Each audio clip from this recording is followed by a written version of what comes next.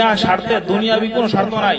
তোমরা খাওয়াইলে দুনিয়াবি কোনো স্বার্থ হইতো না। তা কর কি স্বার্থ আছে? তোমরা খাওয়াইলে কি করে দিবা? তা করে একটা কাম করে দিবা, আর দুইটা জায়গায় বাড়ি ছয় করা কিচ্ছু না, বিনা শর্তে খাওয়াইছে। কি লেগা?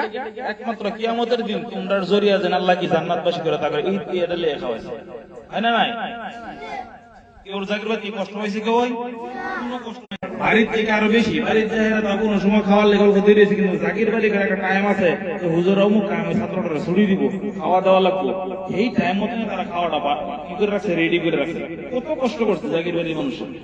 খাস করে জাকির বাড়ির মানুষের লেগে দোয়া করবা, তারা দুনিয়াবি কোনো স্বার্থের লেগে তোমরা জাকির রাখছে না, একমাত্র একটা লেগে রাখছে যে কিয়ামতের দিন একটা জাকির আবু সালেহ আল্লাহ কি জান্নাতবাসী করে, হয় না? নাই আজকে তোমরা তো দিকে যাই বাগা সবার মনে হয় একটা দুঃখ আর কয়েকজন কইতাছে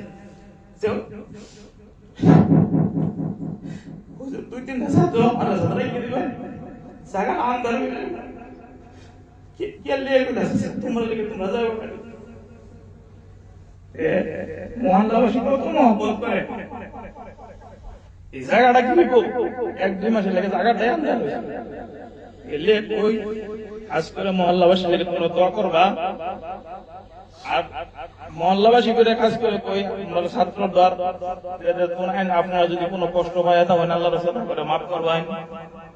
ছোট বাচ্চা ভুল করতেই পারে, নিজের বললা নিজের সন্তান বললেন আপনারাও মাফ করবেন। আজ করে আপনারাও ছাত্রদের জন্য দোয়া করবেন যে সহি সালামত বাড়িতে আমল করতে পারে। আর কিয়ামতের দিন এই ছাত্রদের উসিলা হুজুরের মেহমানের উসিলা যেন আমরা সবাই নাজাত পাই, এটাই সবার কাছে আমার আবদার। দুই নম্বর হইল আমরা সারা বছর তারা ছাত্ররা আন্দোলন করছে, কেরাত গজল তকরির করছে, আগলে কিছু একটা আমরা যতটুকু করে সম্মান করণ লাগছেন করার পাইতাম না, এরকম আর্থিক এরকম নাই।